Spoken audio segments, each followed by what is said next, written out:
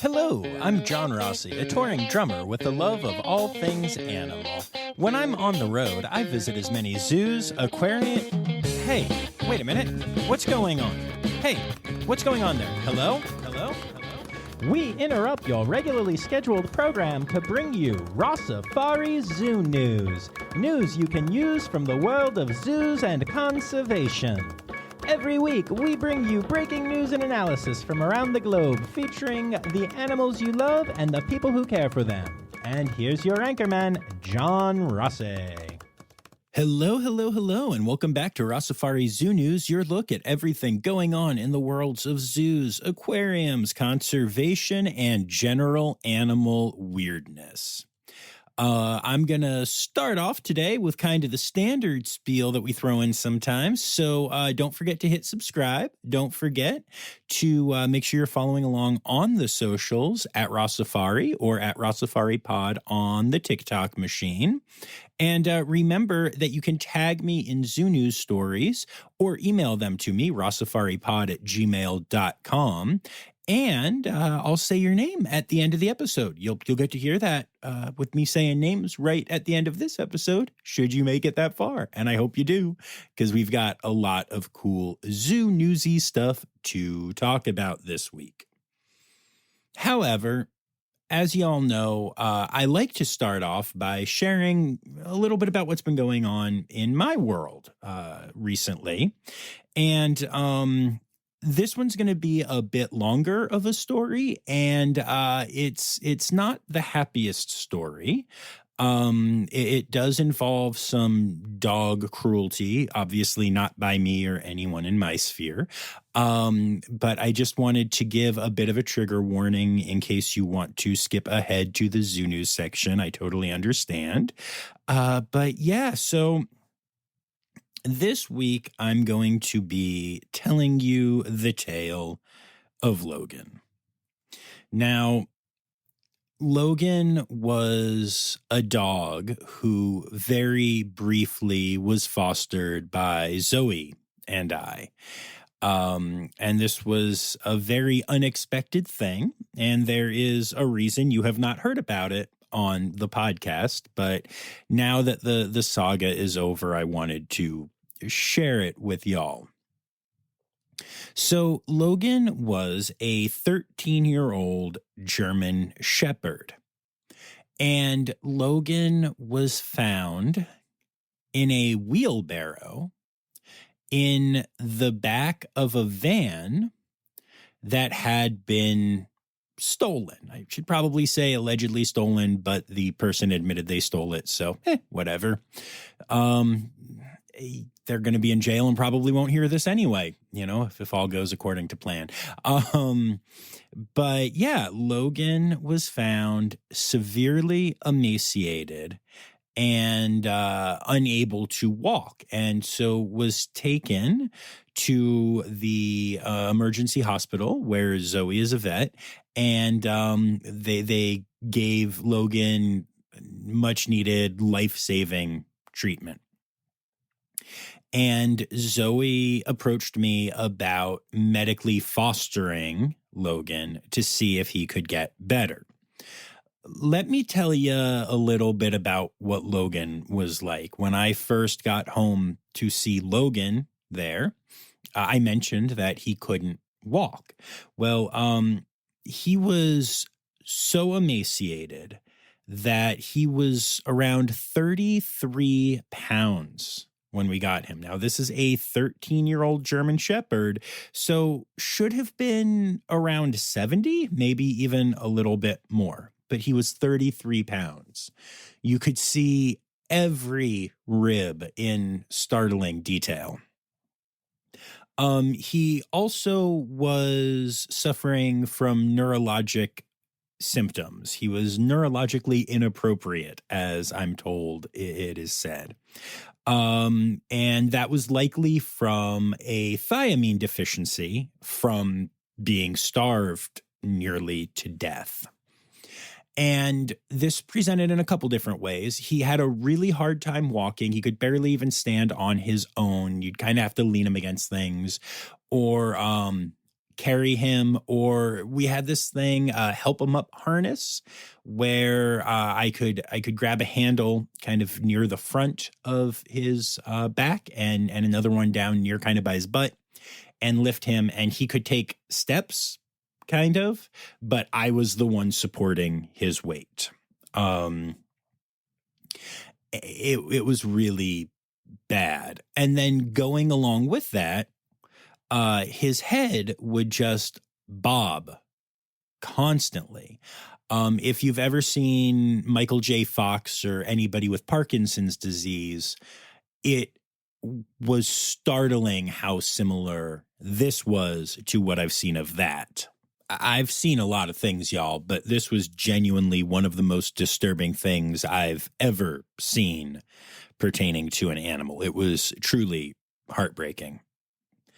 Logan, despite all of that, was actually a very good boy. He loved people, and he loved paradiddle and Flam. He would get so excited when he would see them playing, and Flam would frequently go up and give him little kisses, and when they would start a tug or whatever, even though he couldn't get close to it, his tail would start wagging. He would get all excited, and he really loved being loved on by humans. He would love it when we'd go give him a cuddle or some pets. That tail would just get going. But it was a challenge. You know, we would feed him, and the diet was very much structured to help him kind of learn how to eat food again, because he was so emaciated. And anytime he would have to go out, he would bark. He was potty trained, which is amazing to me. And he would bark, and it was, I mean, again, when we're talking about a German Shepherd, bark is a strong word. It kind of sounded like if he had lost his voice and also gone up a couple octaves. It was very raspy and quiet and kind of high pitched, but it was a bark, and he would do that whenever he had to go out, and we could go and grab the harness and lift him up and take him outside and make sure that the way that he was standing or falling or leaning, that he wouldn't pee on you or poop on you. It was a challenge. But I can say that I only got peed on once and didn't get pooped on at all. And I'm actually pretty proud of that. He did get my shoe pretty good one time, though, not gonna lie. But yeah, there are some studies out there that show that giving certain vitamins and everything can actually reverse some of those neurologic symptoms.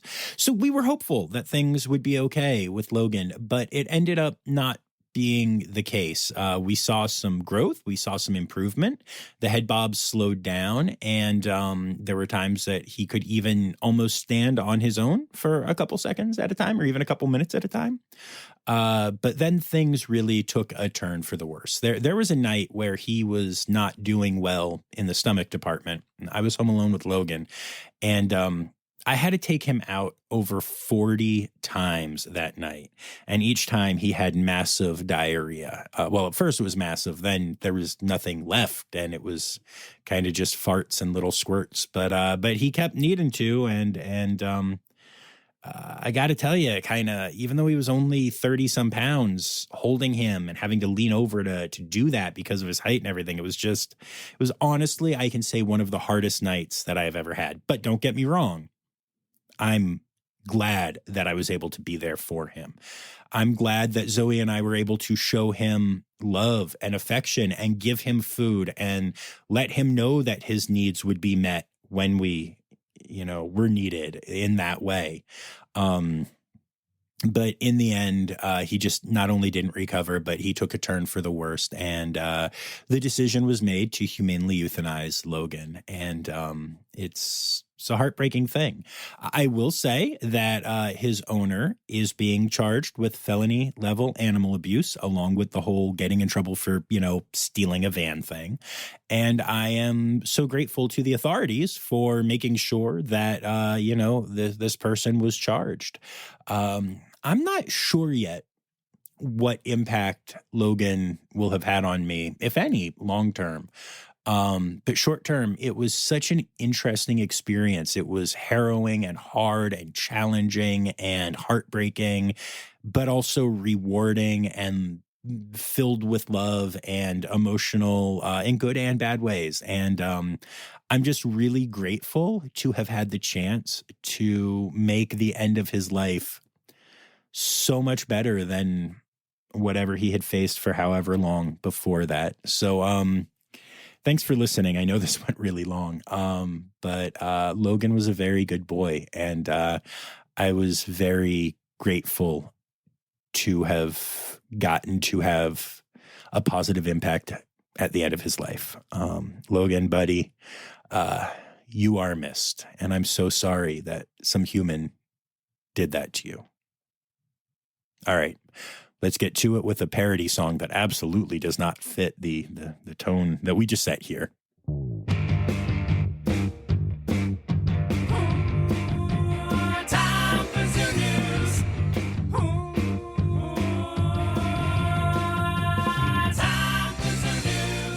All right, so Logan was kind of our deep dive this week, and we're going to get to births and deaths here in a second. But first, I have to issue a correction from last week, and I'm so embarrassed about this. But Luna, the red panda who passed away and was the oldest ever in the North American SSP, in my obituary for Luna, and again, I was pretty emotional, but I mentioned her age, and I don't know if I just misread what I had written or if my head was just, I don't know. It was hard to talk about that, honestly. I loved Luna so much. But Luna was 22 years and 9 months old at the time of her passing. And when I gave her obituary, I misspoke and I said that she was 29 years and 9 months old. And I think I just put the 9 from the months and the years. I don't know. But I do apologize for that mistake. And I'm grateful to the people who pointed it out to me. And please, if you ever hear me misspeak or make a mistake, especially on Zoo News, but in any episode, please let me know. I'm happy to go back and correct it or at least mention it like I am here because, I want this to be right. But I am human. I make mistakes. And sometimes I'm also quite emotionally invested in these stories. So, yeah, anyway, but Luna at 22 years and 9 months old was still just the most incredible animal at an insanely old age, and we miss the queen every day. So moving on to our births for the week, our friends at Zoo Atlanta have announced the hatching of a tawny frogmouth chick.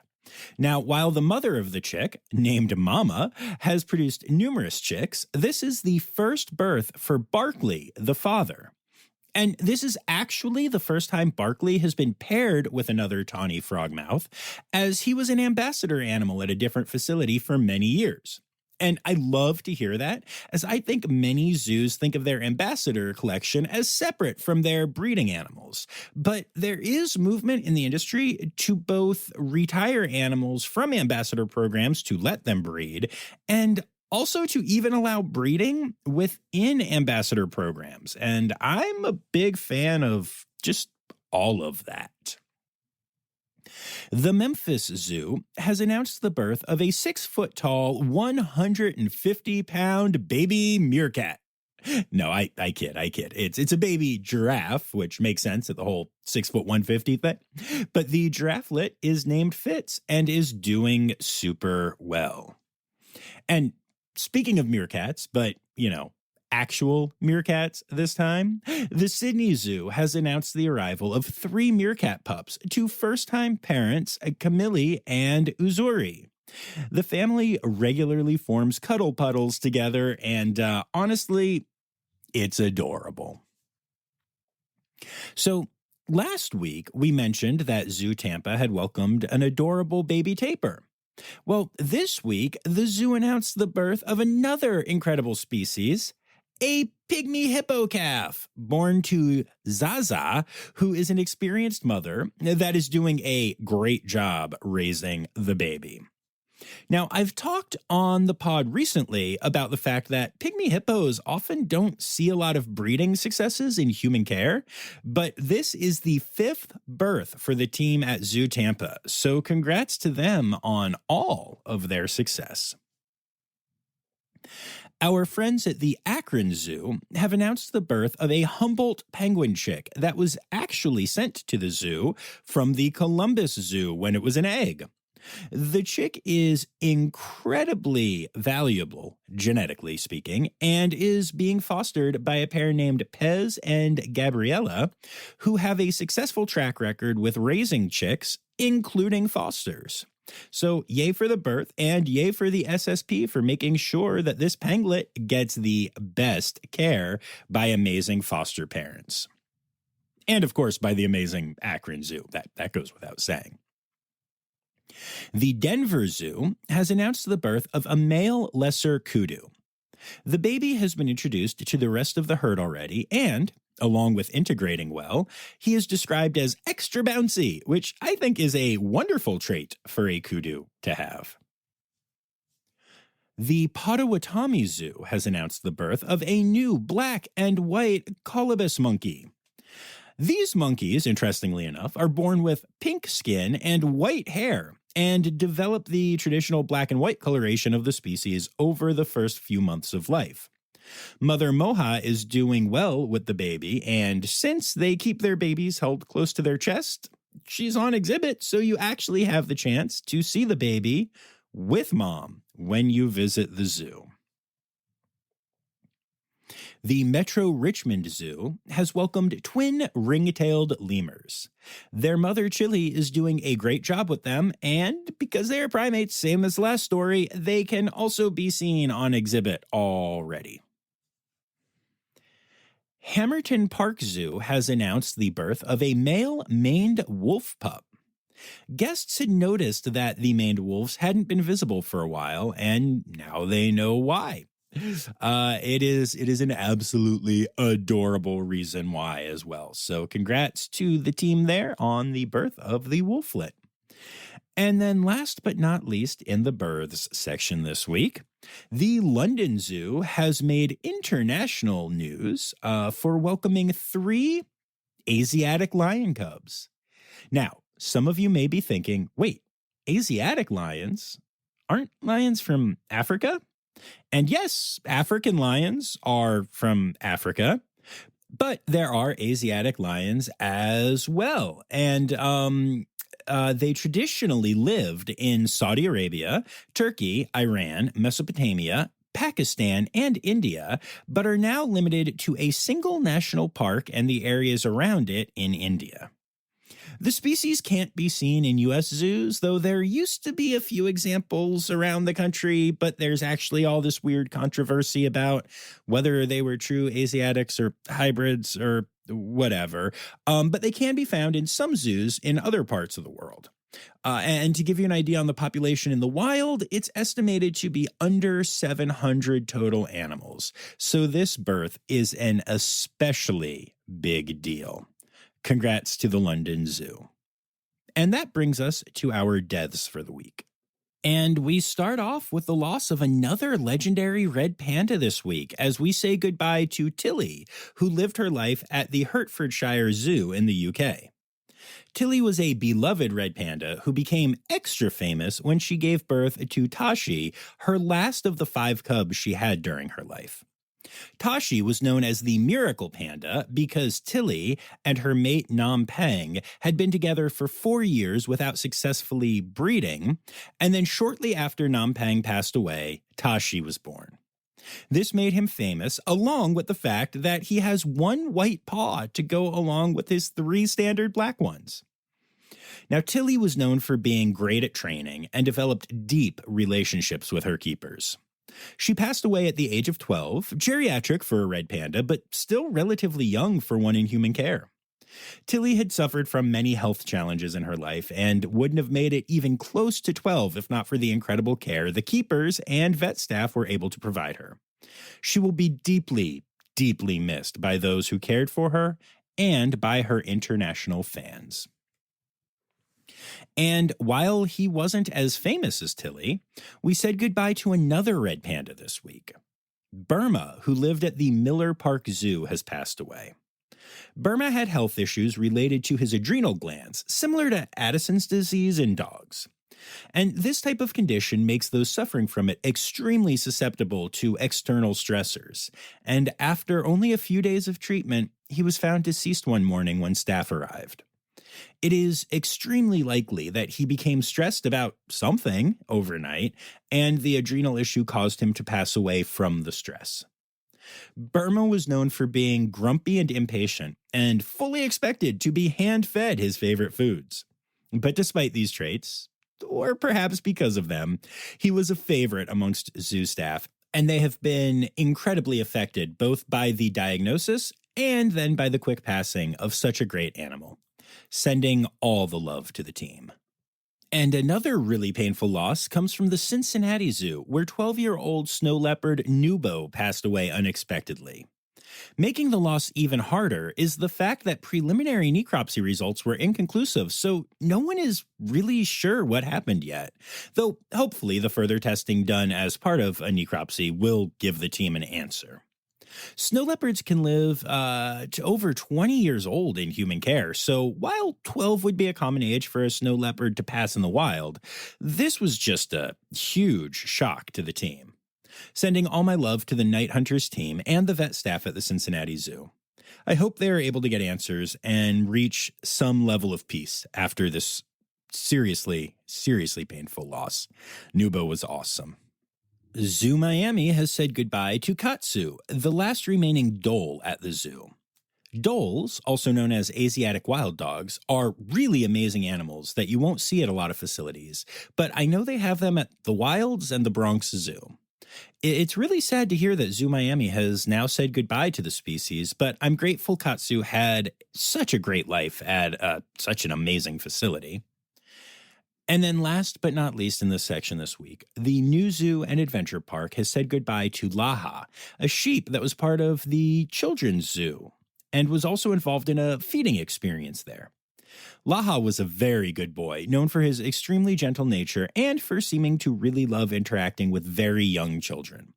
I'm sure that his nature and love of children has had a huge impact on all the kids and adults that got to interact with him and welcome him into their hearts. The Children's Zoo just won't be the same without him. And now moving on from deaths, we get to the rest of our zoo news. And to most people, this story wouldn't be big enough to lead off zoo news, but it is to me.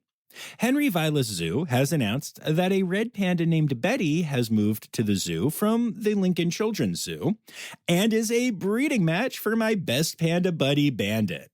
For those that are newer listeners, Bandit was born at the Columbus Zoo, and I had the pleasure of spending much time with him from when he was a cub all the way up to when he moved to Wisconsin, quickly building the best relationship I'd had with the zoo animal to that point.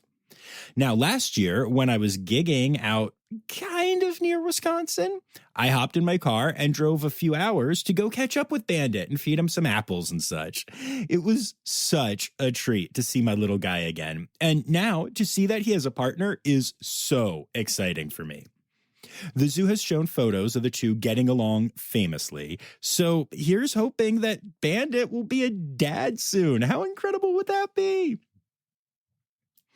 All right, so this last week saw eclipse fever hit the U.S. as a total solar eclipse was visible in parts of the nation, including me being able to see it from my front yard. And y'all, it was awesome.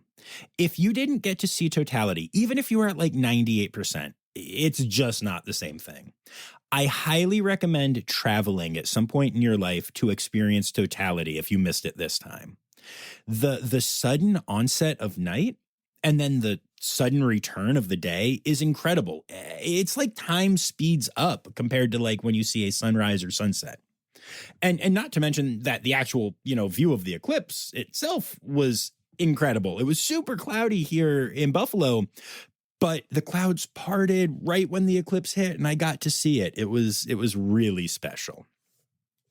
But the reason I'm mentioning this in zoo news and not in, John news is that many zoos that were in the path of totality or very close to it did research into the reactions their animals had to the eclipse. And in general, the findings were similar to what I told you had been recorded previously. Some primates and birds got pretty worked up. Some others started to line up as though it was time to go in for the night, and most of the animals just ignored it. But I really liked that the zoos were doing the research, and I really liked the fact that some zoos opened up a citizen scientist type project for people visiting the zoo during the event, asking guests to record any behaviors they saw that might be different and unique. What a cool way to not only get more data, but to, include zoo guests in a meaningful way. I thought that was very cool to see. Taronga Western Plains Zoo has officially opened the world's largest purpose-built platypus conservation center. The building combines a research center, rescue and rehabilitation facilities, and a pre-release area designed to help reacclimate platypuses to the wild. This is such a very cool and necessary thing, and is now also on my ever-growing list of places I desperately want to go to in Australia. And keeping it in international news for a moment, while there have been indications from China that the panda diplomacy plan will continue with the promise of giant pandas returning to San Diego and the belief they will return to the National Zoo in Washington, D.C. as well, China is still in the process of calling home the remaining pandas out in the world as their leases expire. The latest to be sent to China is Princess Fu, a giant panda that was born at Everland Theme Park in South Korea. The zoo had a huge farewell party for her, as is often the case, and her arrival to China is said to have gone well. Princess Fu will be joining a breeding program in China, but will be greatly missed in South Korea. And continuing to see pandas be called home, even with the promise of new ones going out, is just, I don't know, it's just weird. It seems like it's a weird time for the whole international giant panda community, but hopefully there's the positive result we think we're going to see. Woodland Park Zoo recently posted an incredible video about a dog named Fury. Fury is a Belgian Malinois scent detection dog that helps conservationists in Malaysian forests track down poachers that are trying to kill tigers. The deep forest is an incredibly harsh environment, but Fury navigates it perfectly.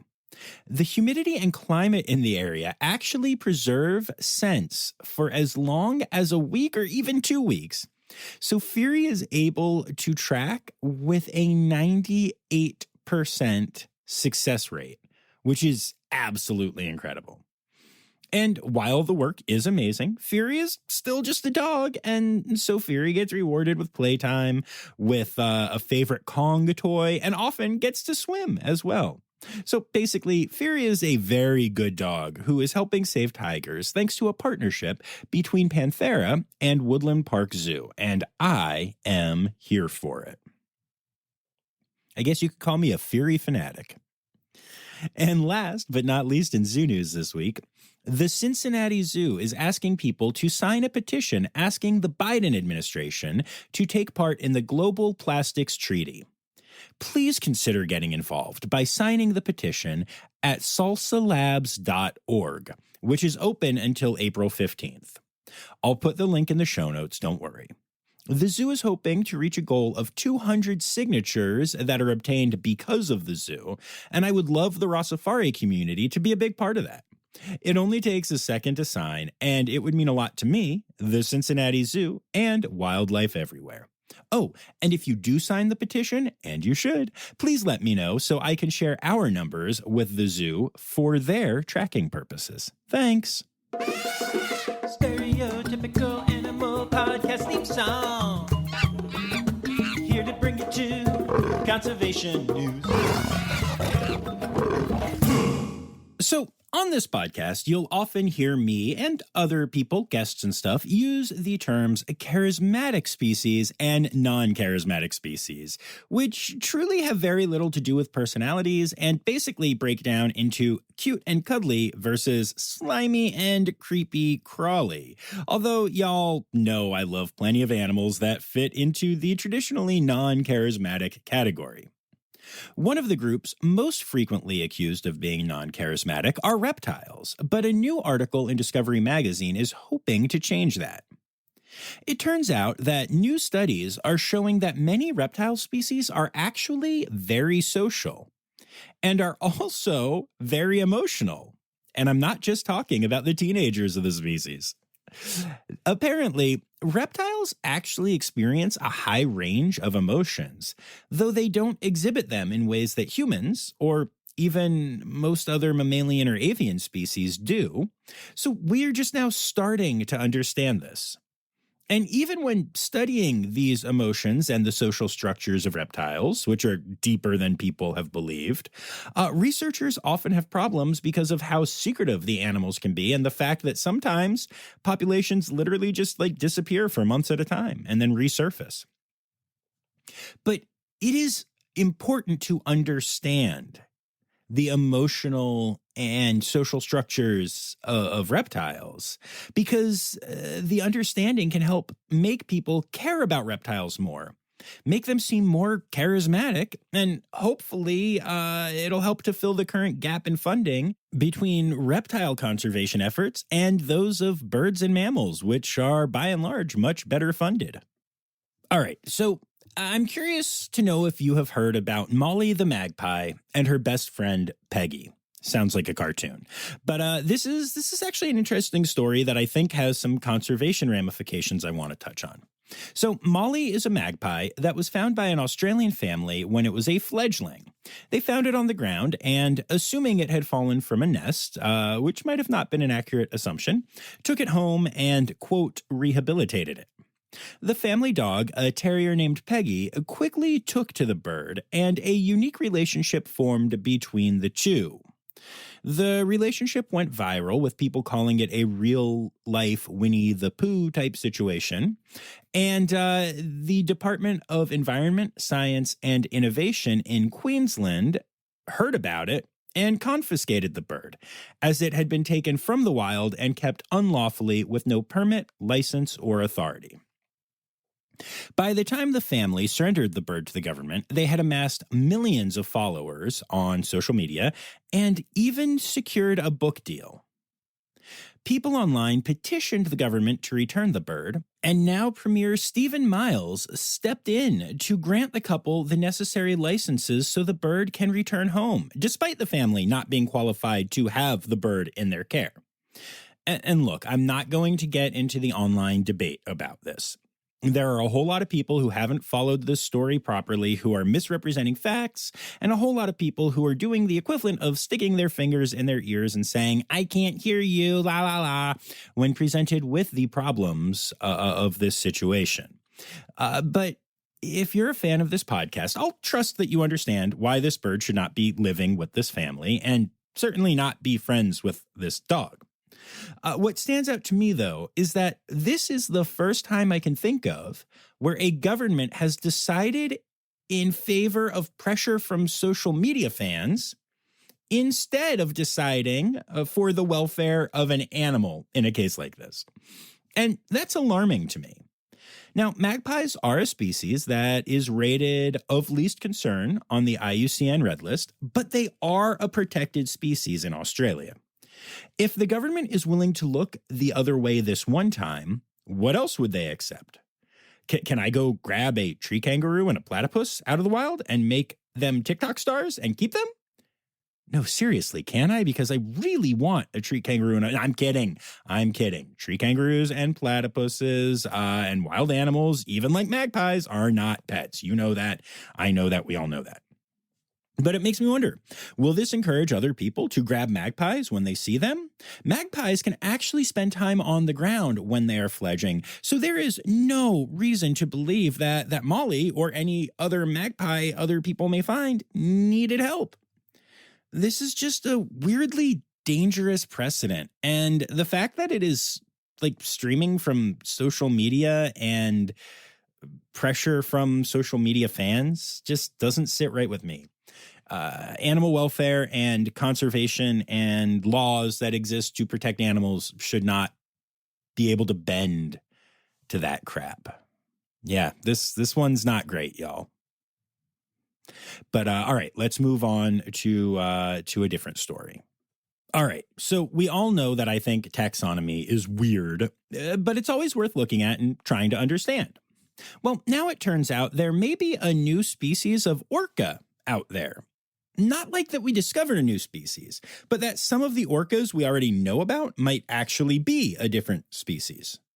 Again, taxonomy is weird. Basically, up until now, all orcas have been thought to be one species, Orcinus orca, with many types under the species umbrella. However, researchers now believe that the differences seen in killer whales in the Puget Sound are so much larger than other orcas, and the animals exhibit other characteristics not seen in any other orcas, that they should be classified as a separate species. The Society of Marine Mammalogy's Taxonomy Committee will soon vote on the proposal, and, if it passes, the designation will be made in the coming months. The new species would be known as Orcinus rectipinus, a name that makes me giggle, but that is Latin-based, with recti meaning upright and pinna meaning fin. Rectipinus. And while I think this is an interesting fact in and of itself, it does have serious conservation consequences, as it will mean the population of Orcinus orca is smaller than currently believed, and the conservation status of Orcinus rectipinus will have to be determined, with all that implies for the conservation work required for both species. Still, I have to say that the idea of people sitting around and voting on whether these animals are a new species or the same species is just so weird to me. It's such a human-centric way of doing things, so I guess that's really the only way we can do things as humans. I don't know. I've said it before and I'll say it again. Taxonomy is really weird to me. And last but not least, in conservation news this week, we keep talking about avian influenza and how it seems to be spreading in a new species. Well, the latest one, coming a whole week after we discussed how it is infecting pinnipeds and cows and even a human now, is goats. Well, a goat, anyway. A goat in Minnesota has now tested positive for the disease. And, sometimes I hear stories like this and think it might just be a weird outlier, and other times I can't help but wonder what impact these years of bird flu will end up having on all the animals we love.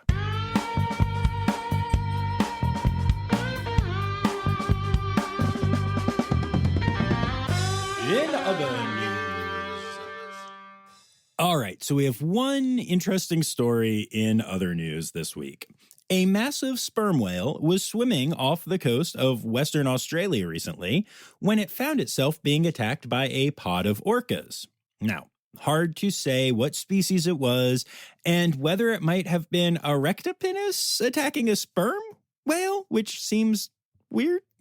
But I digress. No, seriously, though. The sperm whale, which was in a pod, actually avoided predation when it and its pod started voluntarily releasing feces at the orcas and then switching their tails, creating confusion for the predators. The first time this self-defense mechanism has ever been observed in sperm whales. Now, sperm whales mostly eat squid, so they have a very gross red poop. And whether it was the color or the smell or what, the orcas were deterred. And I want to be clear, this was like serious defense work by the sperm whales.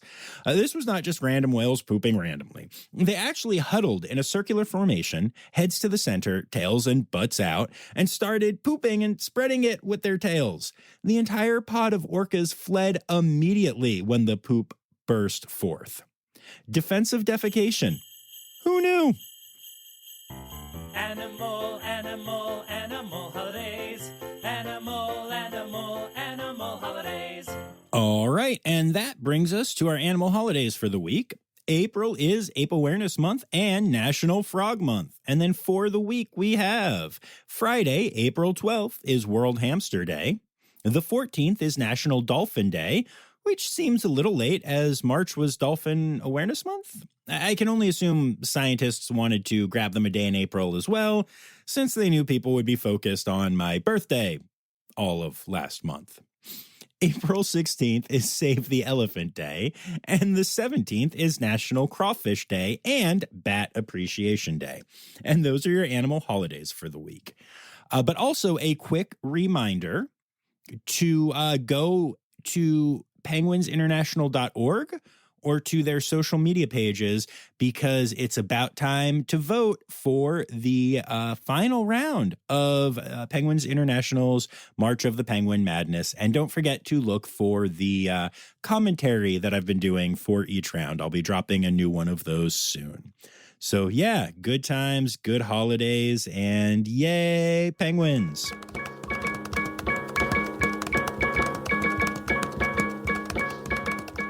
So there you have it, folks. Another episode of Rossifari Zoo News. Yay! I'd like to say thank you to my Red Panda level patrons, Dr. Laura Schenk, Dr. Stephen Williamson, Barbara Bennett, and Jenny Owens.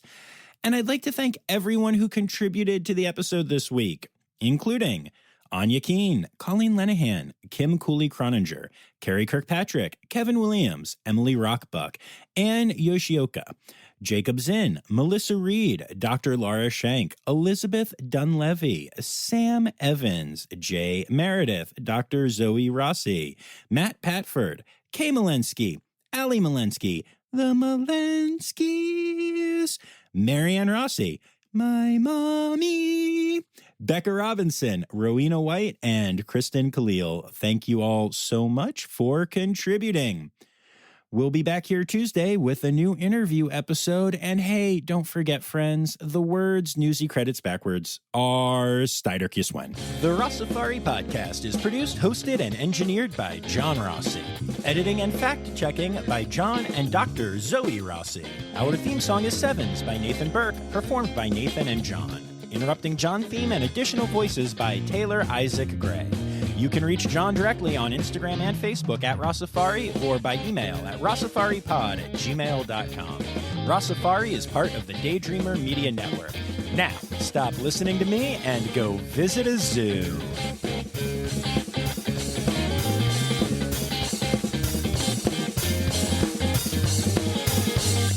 And now Premier Stephen Miles. Holy crap, I just read Mills instead of Miles, and that's my son's name. Brilliant work. Brilliant work.